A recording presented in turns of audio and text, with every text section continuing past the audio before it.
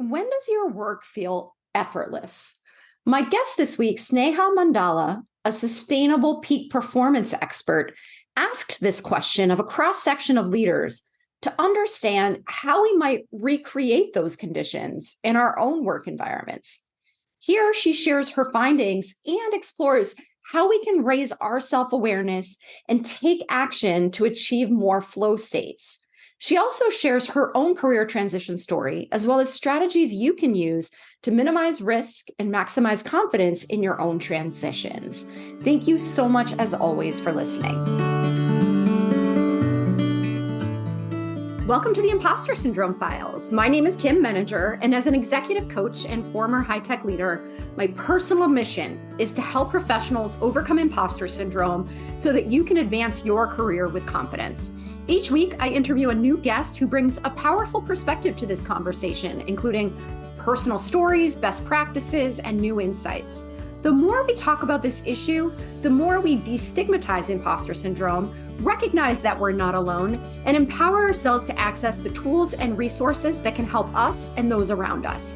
Thank you so much for listening and for sharing with others you think would benefit from this conversation.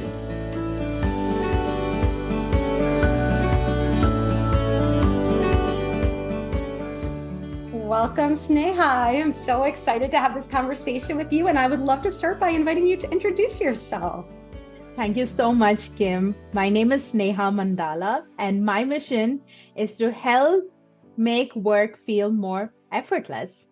That's what I wake up every day thinking of doing for myself as well as others around me. So I want to know how you got here, right? So you think you're trying to make work effortless. Did it start out effortful, right? Like, what made you start thinking about this topic? Oh my gosh, yes. So effortful is the best way to describe how my life was a few years ago when I was working with a major company. And as luck would have it, you would get sucked into a corporate job that pays big bucks, sounds really cool, and you're like, I'm set for life. And then a few months in, you realize this is not what you signed up for. And I was at that point too. I was experiencing what I call as Sunday dreads, not just Monday blues, but Sunday dreads, that deep, heavy, dark feeling that would set into me because I was feeling anxious and dreading the upcoming work week. And I would feel little jolts of this dark feeling every time I would log in for work. And I remember distinctly asking myself, I had just started my career. Is this how the rest of my career is going to feel like? Like swimming upstream? There has to be a better way of spending close to, with my math, 100,000 years in your lifetime, because that is how much people typically spend at work. That's equivalent to 11 years of your life. That shouldn't be spent feeling like you're struggling and working hard and grinding. It should feel more fun and joyful and effortless. And that's what led me onto this journey. And I asked myself, I'm sure there are certain points or certain projects that felt like I was just having fun. It felt like play. I'm sure that people around me, the leaders around me, felt the same at some moment. So I went ahead asking and interviewing leaders and professionals within my company, outside my company, and I asked them this one question. Not what are you struggling with or what are you burning out for, but I asked them, when does your work feel effortless? That was that one positive question I started interviewing leaders on. And I found some pretty great answers. Wow. Tell me more about what people said in response to that question. The first common thing, Kim, that came up in my conversations was that it is not a common feeling. It is not an everyday phenomenon that work feels effortless. It's just this very rare one-off peak experience that professionals and leaders were experiencing. And it is very hard to make that happen again. It just somehow magically things fall into place. They're having a lot of fun. They're performing at their optimal levels. And when that moment is over, They find it very hard to recreate it. So I asked them follow-up questions on what were some of the factors that had led to that particular feeling. Was it a particular kind of project? Was it a particular group of people that they were working with? So due to these follow-up questions, the reason why I was asking them this was I was trying to find out that bottom line, that common denominator out of all of these rare peak experiences. So if I could find what are some very specific common factors that I could find in all of these experiences that they described to me in these interviews, maybe, just maybe, I can intentionally create that for myself as well. Bring that effortlessness intentionally into every day of my life. That is so powerful. And that's something I think about a lot too, because one of the conversations I often have related to imposter syndrome is to think about not only the times when you feel least confident or most self-doubt, right? And to really think about what's happening in those moments so that you can better anticipate and manage the triggers, but also what's happening in the moments when you feel like you're at your best, right? What's happening when you feel like your most confident self? Because to your point, if we understand that, then how do we proactively recreate those conditions as much as possible? So we're actually driving our own sense of whatever it is, right? Confidence, effortlessness, just joy, fulfillment. So what did you hear? Did you learn anything from the responses? Yes, absolutely. So when I was asking these leaders to describe their experiences, it came very close to what positive psychologists would describe as a flow state.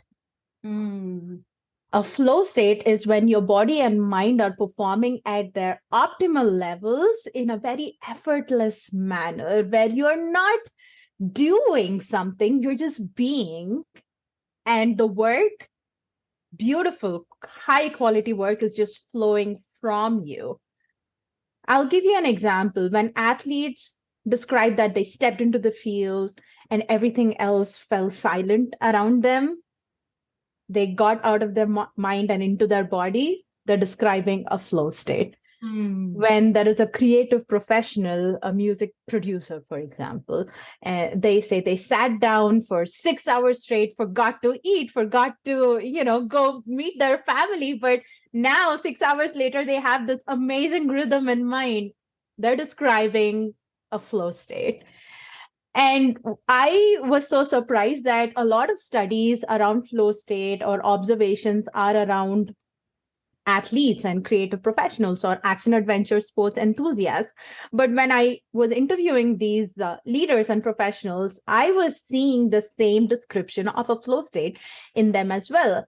And the fact that they couldn't recreate it on purpose kind of stuck with me. And that's the reason why I was looking for those factors, right? Because they said that they realized that they were in this magical, effortless experience after that experience had passed. So, how do you recreate it is the question. So, the two factors that came up to be common in all of those interviews were, well, I'll give you the first one. Very, very common if you're into the self help genre, if you're an audience listening to this podcast, you might have heard of this over and over again. It's do what you love. Do what you love, and you'll never work a day in your life. Do what you love, and your work will never feel like work. And that can be described as drive, internal motivation. Scientifically, you are not being led by an external reward or punishment. You are internally enjoying what you do thoroughly. The process feels more rewarding to you than the outcome. You're doing it because you're deriving a lot of joy from the process itself. That is drive, that is internal motivation. So that wasn't a huge surprise for me, the first factor. But my question was, well, we see people all the time who are doing what they love, and they're still burning out. So what is that missing factor that helped them go through that peak experience without feeling the stress, without struggling, without burning out? And I realized that it's not just enough to do what you love, but you should also do it in the way you love to do it, Mm. in your most authentic, natural state. That just blew my mind. All right, so drive is not enough. Drive and authenticity will create the conditions for a flow state. And, as you say that, it makes so much sense, but it's so hard because we live in this world where we don't often have control over how and when we do the things that we need to do, right? So I'm thinking about how easy it is to disrupt your flow state when somebody like puts something on your calendar at a certain time, right? Or somebody makes an urgent request of you when you think you're going to have this time block to be able to do what you want to do. Like, I wonder, does it feel like a juggling act to try to manage your own needs at the same time that you're managing everyone else's demands of you? Like, how do we get to a place where we can assert more control over this? This is an interesting question because before I even think of juggling our needs with others, it comes down to us knowing what really our needs are. How many times, especially as women, right? I'm a mother, so I'm expected to put everyone else, before me, before I put myself or my needs and address them. And that is very common in the corporate world too. It translates into the corporate world for women and other people too. The fact is, have you ever spent time, paused, and stood up for yourself? Not for others, even just for yourself. Have you ever paused and asked yourself, what are my core values? What do I really care about? Because before you even allow the other noise in, you need to be isolated, literally, in your mind, in your body, isolated, and think through what's really important to you. What does your authentic work self look like? Blue sky brainstorming. If you had no restraints at all at work, what would your work style be? What would your communication style be? What are your strengths? What are some of the things that you're pretty damn good at that you would love to keep doing them even if you're not paid for doing those tasks? Those are the things that you need to have crystal clear clarity on before you start letting the external noise come in. Yes. So before we go to the fact of juggling things, and I agree, there's no possible way that you can do what you love and do it in the way you love to do it. Absolutely 100% of the time, every single day at work. That's not going to be possible. But do you know what to fight for? Oh, that's such a great way to say it, right? Because you're absolutely right. The core values, the self-awareness that you're describing anchor us to a vision of ourselves or an understanding of ourselves and how we can be as productive as possible, right? And if we don't know what that looks like, it's really hard to advocate for ourselves. And so a lot of the disruption or the lack of autonomy that we're talking about is a function of not having thought through, how can I best contribute? How can I do my best work? And then assert yourself to get more of that, right? It's just that we don't think about it. So we're just kind of operating on autopilot and not tuning into what we need in order to be our best selves. I love that you use two different words and they're the complete opposite of each other. Assertion versus autopilot. Mm-hmm. I would call the autopilot as the path of least resistance. It's much harder to assert yourself and stand up for yourself and Be very clear in your vision of what your needs are, what your authentic self is, and hence, this is my natural way of doing things, versus just giving in to some of the more stronger voices that you hear around you, giving in to them and saying, you know what, this could be the only way of working. Maybe this is the restraint that is the only way to get my job done. And actually, there are a million ways to solve a problem or address an issue or complete a task. You need to find what your way is and Yeah. stick to it, or at least advocate for it, and see what situations you can still keep doing it in the way you love to do it. Yeah. And I think so. I think about this a lot too, that everything starts with that clarity, that understanding of where can I be of greatest service and how does that intersect with what I most enjoy doing, right? So it's exactly like what you're describing. And then I think about it from the next step as, okay, I know now what I want, what it should look like, but there may be some other internal challenges that are getting in the way. So maybe I don't feel like I deserve Hmm.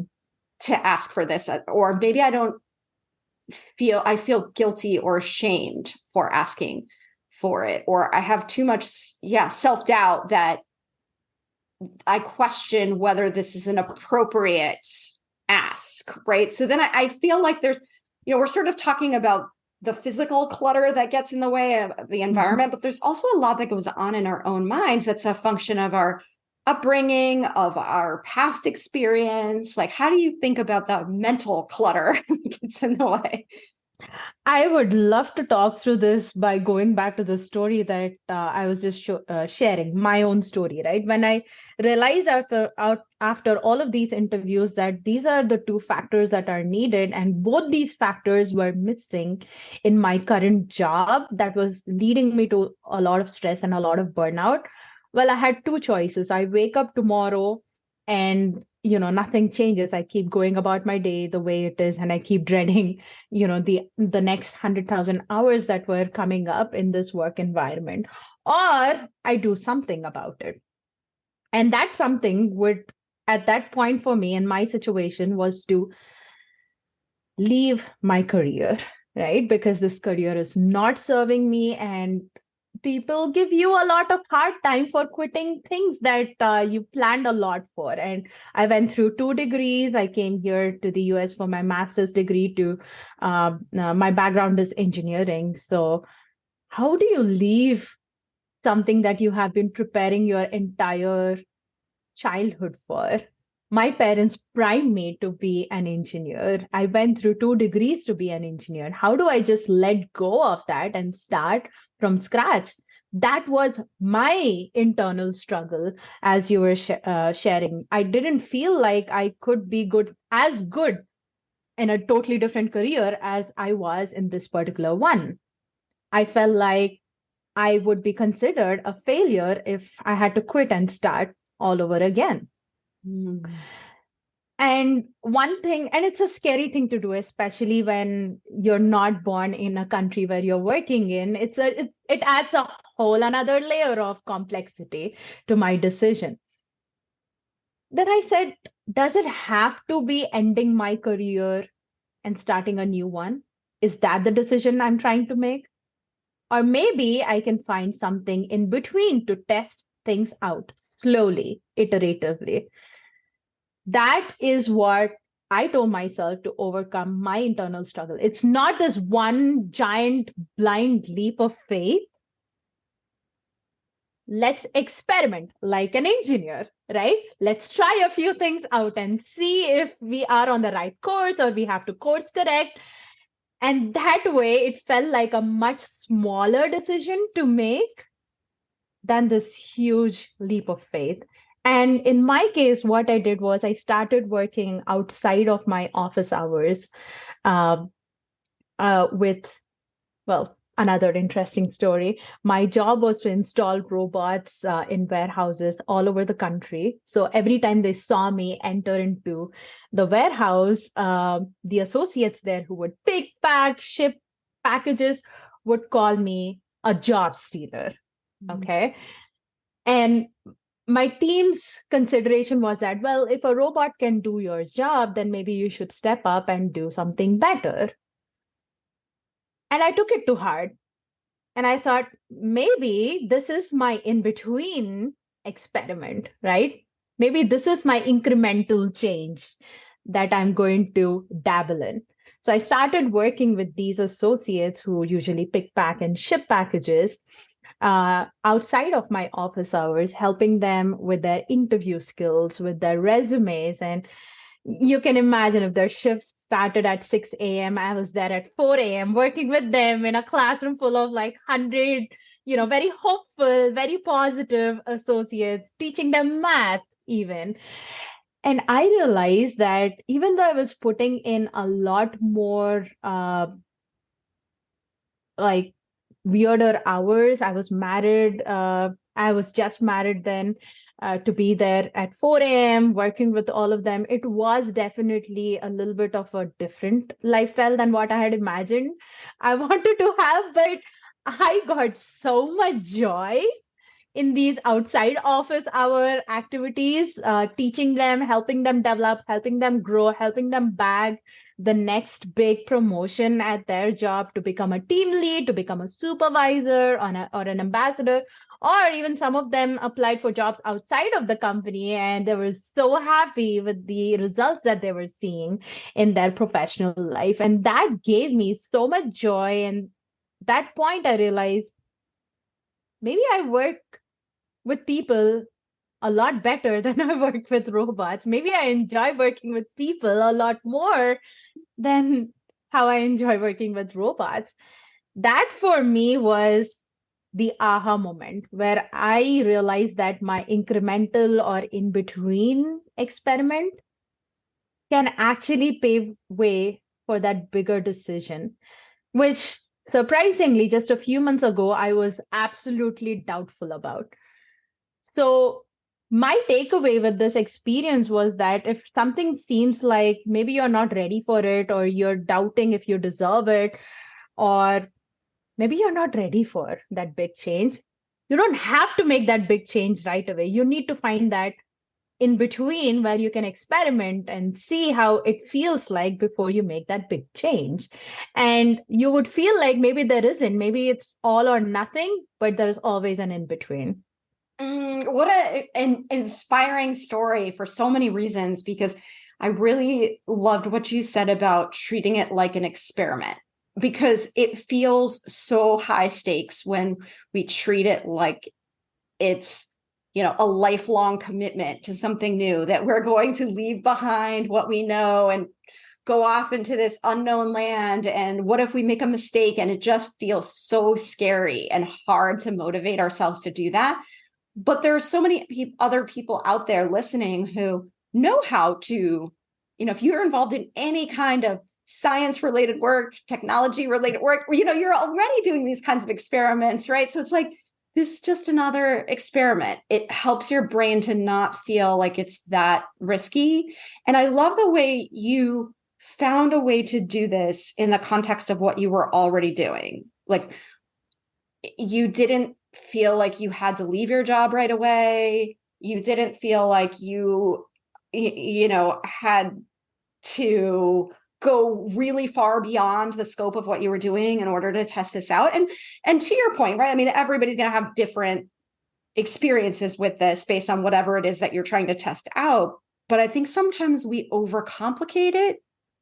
And sometimes overcomplicating it serves to keep us in our comfort zone. Because if we tell ourselves it's too hard, if we tell ourselves it's not possible, then we don't have to do the scary thing, right? But if instead we look at it as, what is possible right now? What is a step I could take, an experiment I could put into place, and then just see? Because like you said, you don't have to make a change.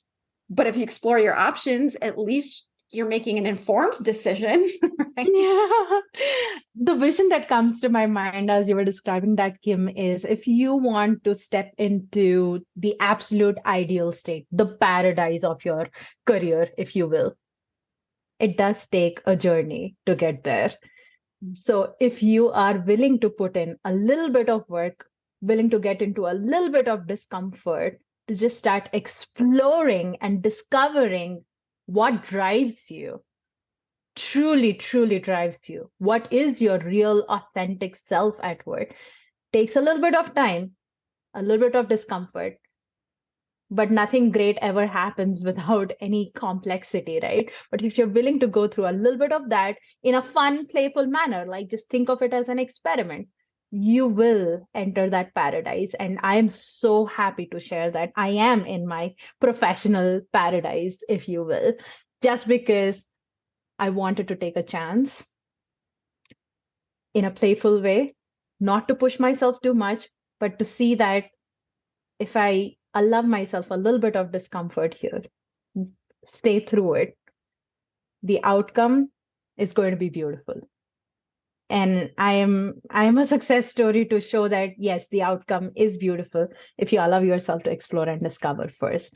Because it all goes back to the first point we talked about. If you don't know what you want to stand for, what you need to advocate for yourself, the external noise, the internal noise is always going to blind you, your thoughts, and your actions. Yeah, and I know that I am not the only one who wants to hear how the story, like where the story is now. So how did you get from going in at 4 a.m. and figuring out that you'd rather work with people than robots to where you are today? What was that other leg of the journey? Yeah, the very special leg of my journey basically made me realize, and I had spent a few months training them and coaching them. And while I was doing that, I also started gathering some logistical information. Okay. So I am building my confidence. So I am overcoming my inner doubt and struggle that, yes, I should be confident enough to switch careers. But meanwhile, I should logistically find some data and information to support that decision, right?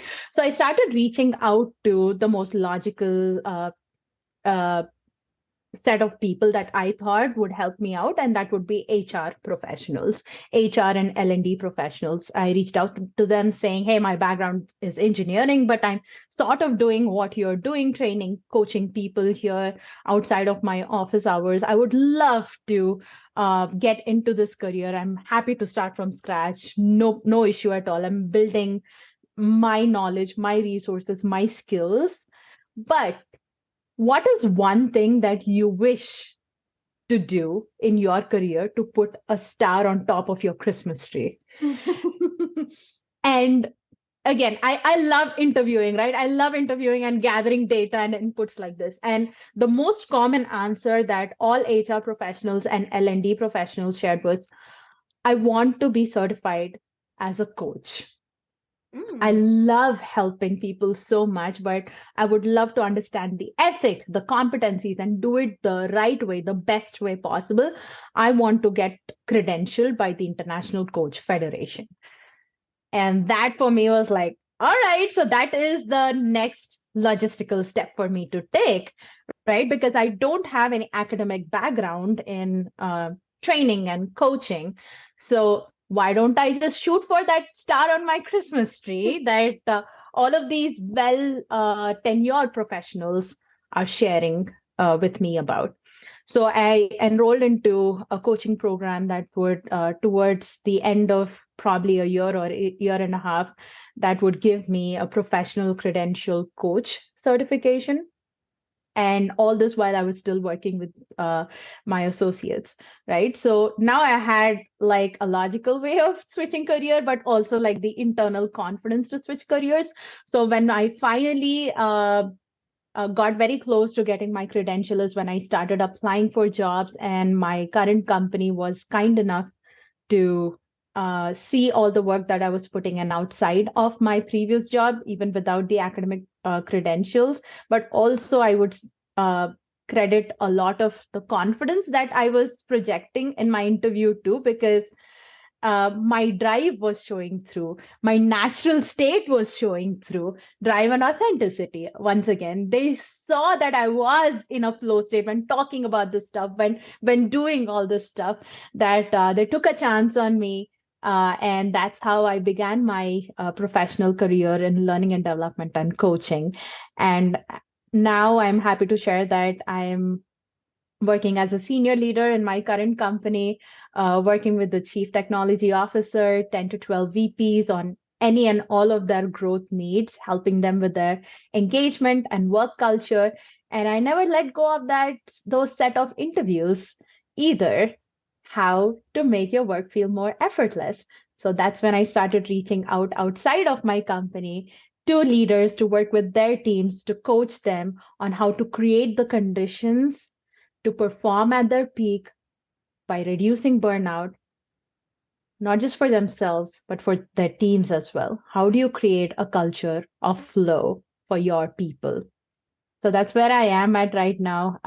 My very first public message about this was my TED Talk, which came out about a year ago.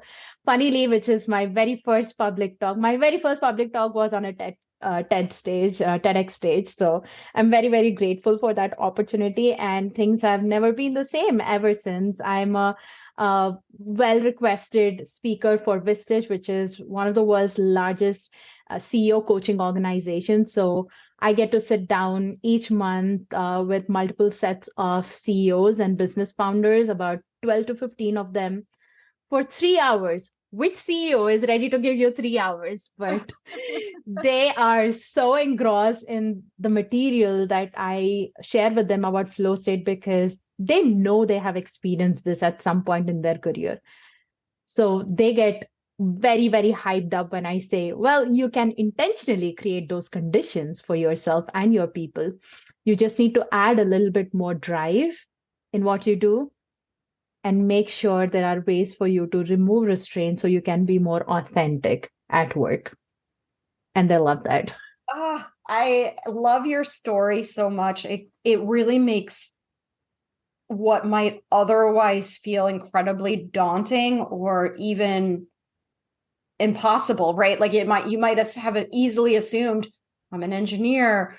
Who's going to talk to me from HR, L&D, right? Like they're not even going to look at me, but you did your homework and you put it into, you broke it down into bite-sized chunks in a way, right? That made it much easier to I'm not saying what you did was easy, but it makes it more manageable, right? Manageable. Yeah. Get to that goal.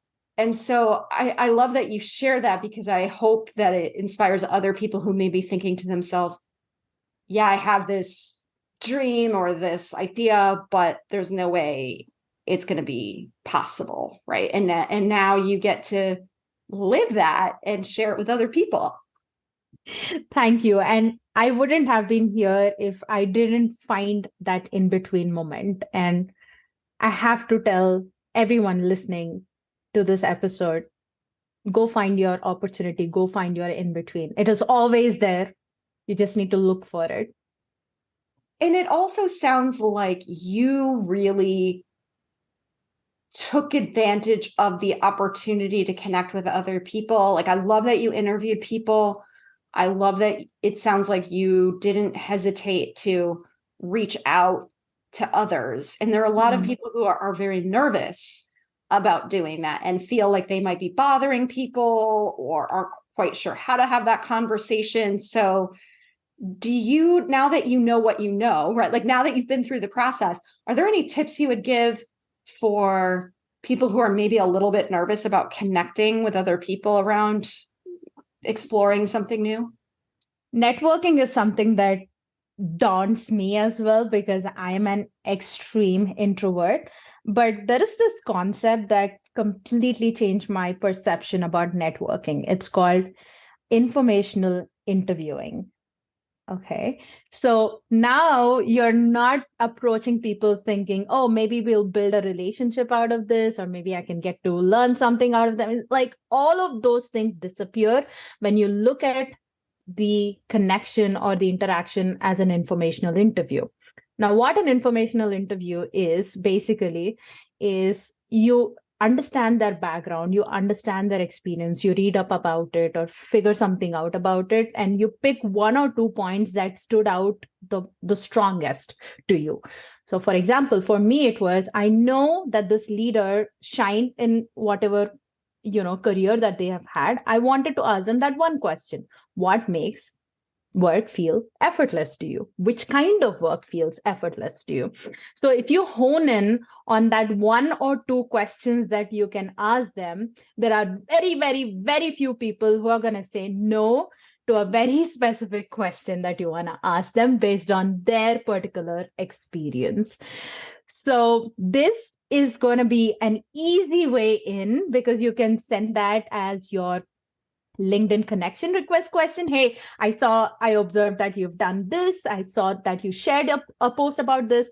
I have one question for you. Very simple words, right? Very short, very easy to understand. That makes it, you're making it easier on them for you for quickly responding to your query. And then based on, you read the room, you read the person on how open they are to continue the conversation, and then you ask follow-up questions, or you bring in other perceptions of questions that you want to continue to gain information from them about. Questions, questions, questions. If there's one thing that I learned through my 1.5 year of coaching program, is asking powerful, simple, open-ended questions is the best way to connect. And of course, you reach out to 100 people, maybe 50 of them don't respond to you, but the other 50, you get a really good connection out of that, because you're building the foundation of your, be it mentorship or guidance or whatever you would like to call your relationship that comes out of this networking. You're building it based on the foundation of curiosity. Mm-hmm. Curiosity is what drives every connection. It's not about you, it's about them and how curious you are about them. And there's honestly so much that we can all learn from each other.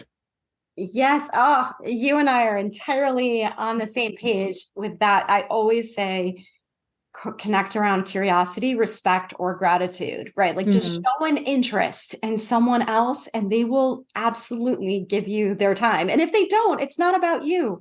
Maybe they're busy, maybe they're not comfortable with networking, who knows? But don't let the fear of someone else's response keep you from going out there and making these types of connections, because they benefit the other person as much as they benefit you.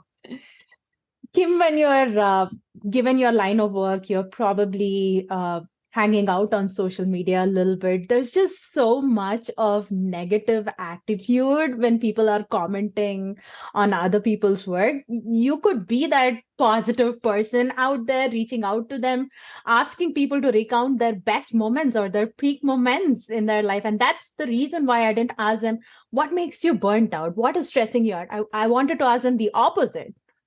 Yeah. When does work feel effortless to you? So everyone loves to talk about their peak moments in life. Everyone wants to talk about what makes them happy and brings joy.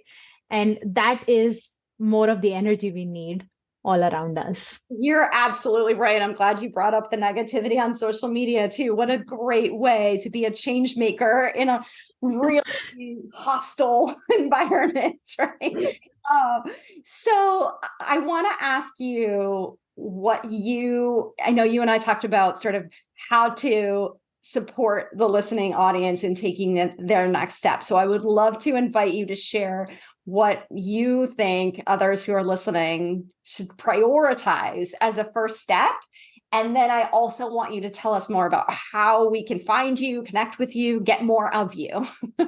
Absolutely. I'm all about simple action items.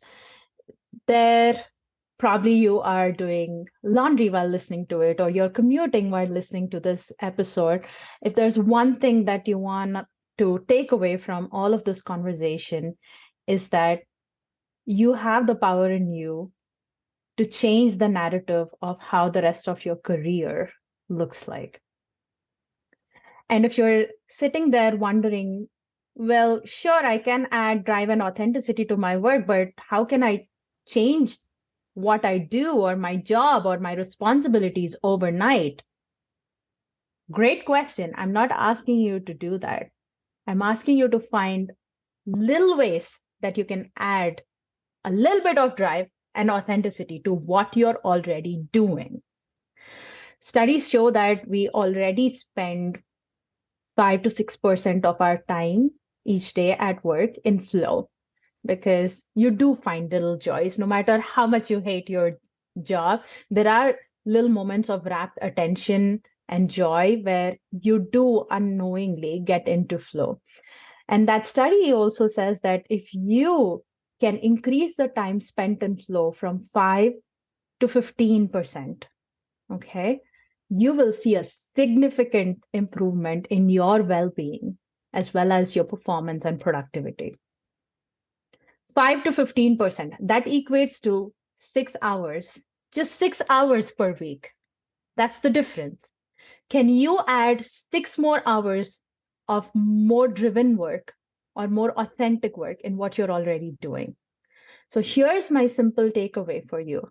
I want you to take maybe 30 minutes today to sit down and figure out what are your top 3 job roles or responsibilities, whether you are in the corporate world as an employee, as a leader, or a business owner. What are the top 3 job roles or responsibilities that you spend the most amount of time or effort on? And I want you to assess yourself on how driven you feel at each task on a scale from 1 to 5, 5 being the highest, and how authentic in your natural state, no restraints, how much do you feel that authenticity in each task? And whichever score is lower, you know that you would have to add a little bit of that to that particular task.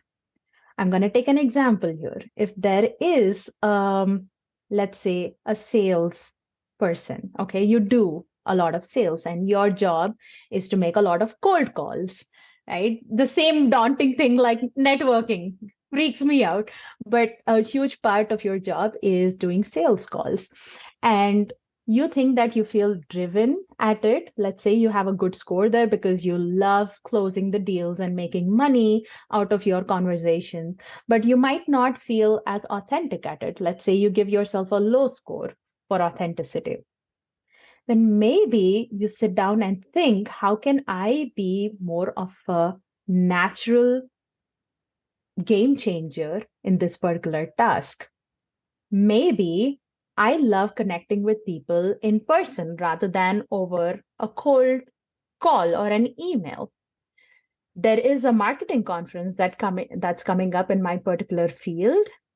So maybe I set up a marketing booth there. That's a little bit of authenticity, adding a little bit of authenticity in what I'm doing, right? Like I said, there's always opportunities lying around. You just need to take that pause and ask yourself, how do you add just a little bit more drive, just a little bit more authenticity in what you're already doing, and watch your work start to feel more effortless. I love it. And so in closing, where can people find you? Absolutely. I am doing my best to share videos on social media, on Instagram and LinkedIn. My name is Sneha Mandala, Sneha, last name Mandala. I have a website. I'm constantly blogging, sharing videos. You'll find a few news interviews of me online where I do break down some of the more intricate corporate issues that leaders struggle with. So if you're a people manager, definitely check out my news interviews on Fox 24 News. And definitely everything started with that TED Talk. So go check that out. It's titled How to Make Work Feel More Effortless. It was on TEDx Reno. It should be on the TEDx official YouTube channel. So definitely go check that out because everything started from that foundation. Oh, thank you so much, Sneha. I'm so grateful to you for having this conversation and for all of the amazing work that you're doing. Those links will be in the show notes as well for anybody who is interested. And I'm just so grateful for your willingness to share your story with us and to inspire us with your own personal journey. Kim, thank you so much for this opportunity. It definitely felt very effortless to converse with you, and I'm grateful to be in this space with you. Thanks so much for listening to the Impostor Syndrome Files. If you would like to continue this conversation in a safe and trusted space, I would love for you to join my virtual discussion group every Thursday at 12 p.m. Eastern. For the past several years, the group has been limited to women, but it is now open, regardless of gender, to anyone who is interested in exploring and troubleshooting common workplace challenges, building better awareness of ourselves and others, and becoming more inclusive allies at work. Check out the show notes for more info on how to find us, and please join us next week for another episode of the Impostor Syndrome Files.